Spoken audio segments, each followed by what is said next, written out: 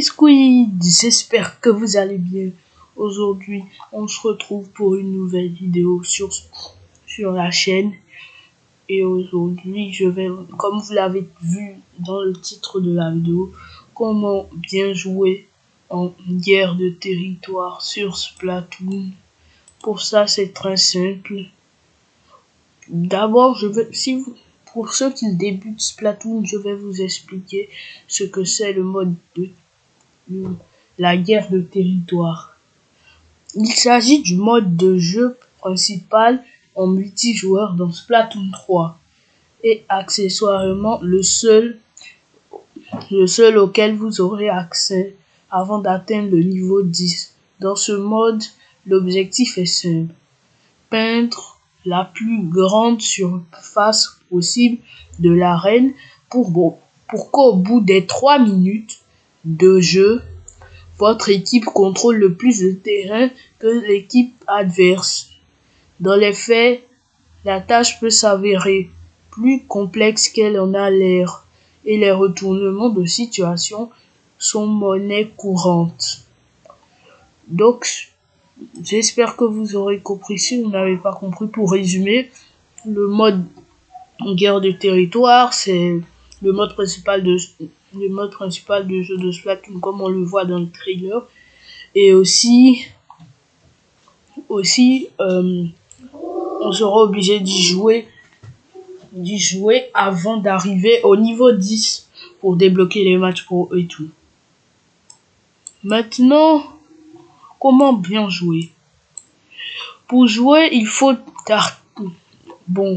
ancrer la surface le plus dans ce mode de jeu. La priorité doit être donnée aux armes capables de recouvrir facilement et rapidement le terrain d'encre, et avoir un coéquipier d'un rouleau reste un avantage très important sur la majorité des cas du jeu.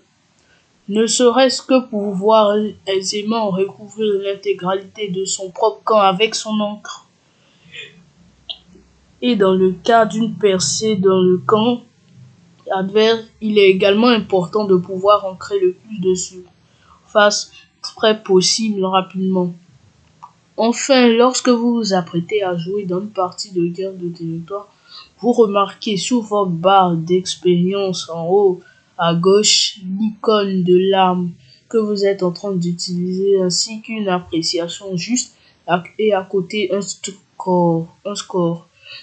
Le score en question débutera à 1 et montera d'un cran à chaque victoire et diminuera de 0,5 points après une défaite. Si vous parvenez à un score de 5 en utilisant toujours la même arme, vous obtiendrez un bonus d'expérience et l'appréciation changera. À partir de là, vous perdrez un point complet pour chaque défaite, mais de nouvelles récompenses vous attendent à intervalles réguliers. Vous ne pourrez toutefois toucher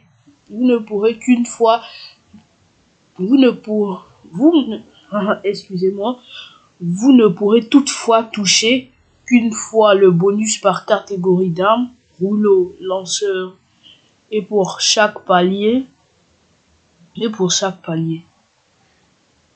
Donc j'espère que ceci vous aura aidé.